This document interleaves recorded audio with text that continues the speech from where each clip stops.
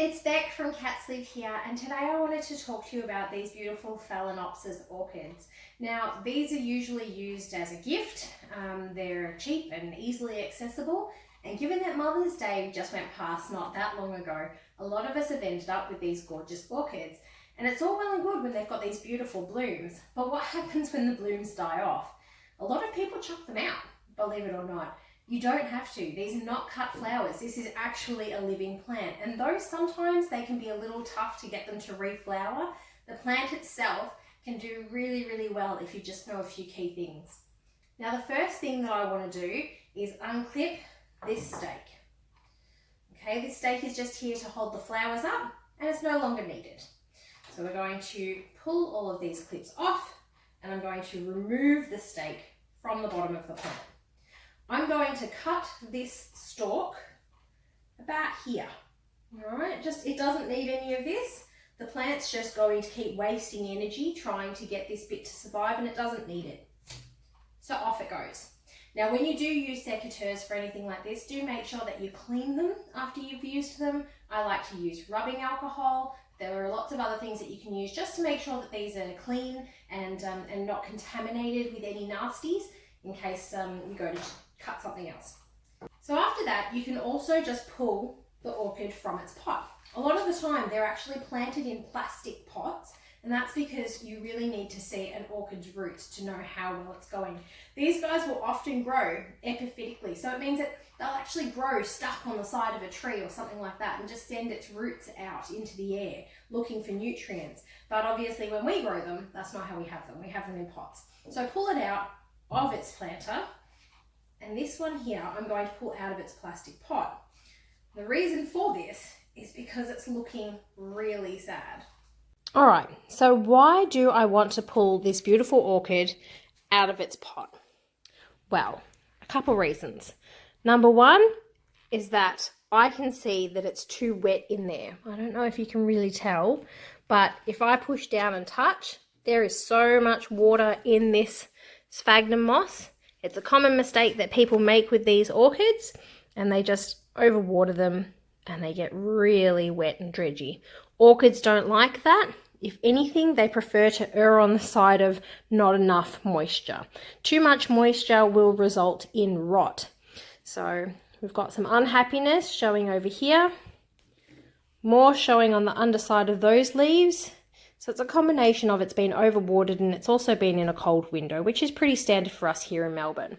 So I have cut this rubbery pot away from this beautiful orchid. And you can see here these lovely green roots. Sorry about the light. But the problem that these roots are having is that they've been drowning. So they've been starting to rot in places where normally they'd have a nice grey tip. But instead, they're rotting. Look at that. That bit's just completely rotted away and unhappy. So I'll have to go through and I'll have to remove it from this sphagnum moss. Okay. All right, you can get a vibe for how wet this is. Let's see if I can squeeze some water out of it right now. There we go. So see, just in that tiny little bit of sphagnum moss, there was all of that moisture. So essentially, this beautiful orchid has been drowning. So let me take to it for a few moments and see what I can do.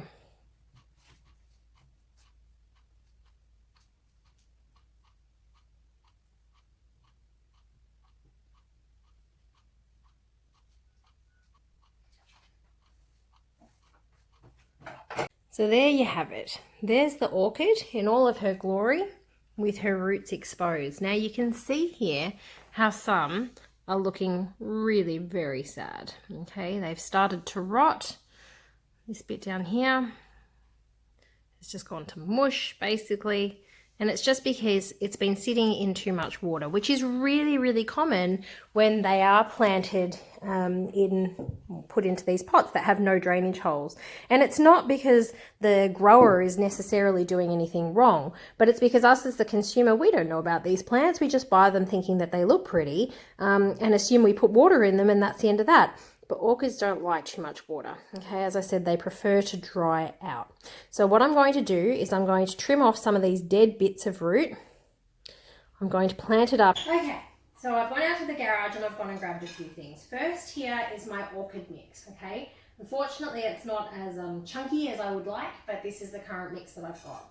I've grabbed some perlite, which is this stuff here. It looks and feels like polystyrene. Essentially what it does is it just makes open gaps in amongst the soil to make sure that it's well aerated and that it drains well. The other thing that I'm going to put in is some more sphagnum moss. So it's like this stuff here, only I've got some fresh, clean stuff that I'm going to put him into.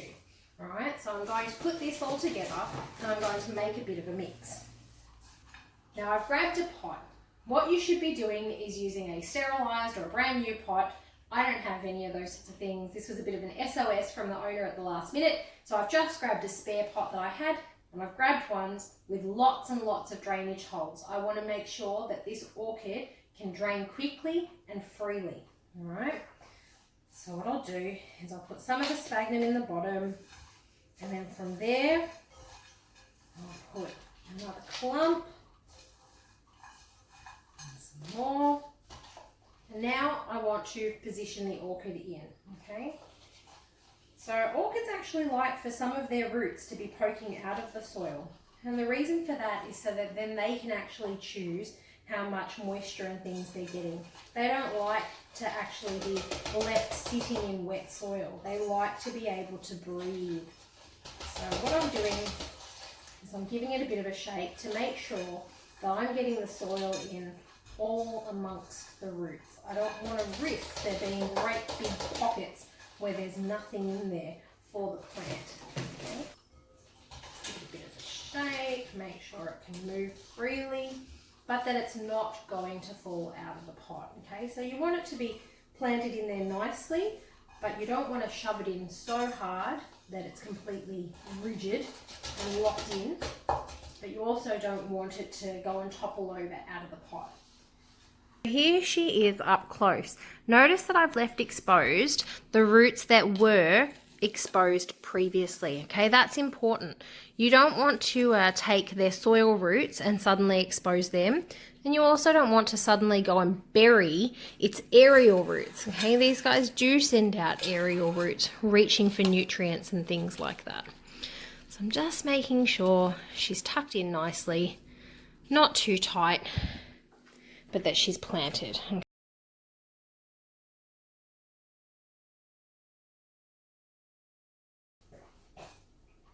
So there you are.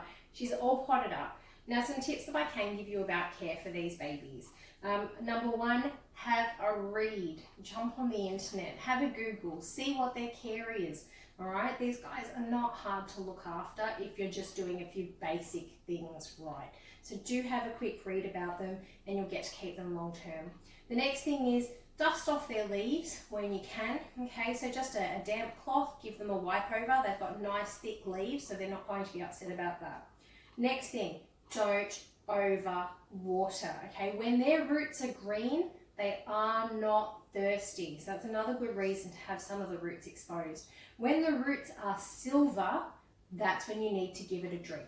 Okay, and the kind of drink, you can put it under the tap, give it a quick run through, and that's it. If you've got lots and lots of sphagnum in there, like this one was planted in, and like it's very common when you get them from the shops, don't give it too much. Okay, we're talking tiny little bits of water, not too much.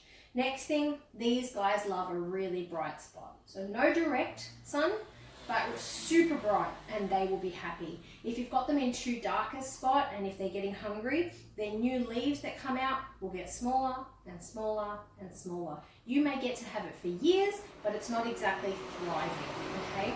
So they're the main tips. Don't overwater, give it lots of light, watch its roots, make sure that it's draining properly, and you should get to have a beautiful orchid for years to come. Bye!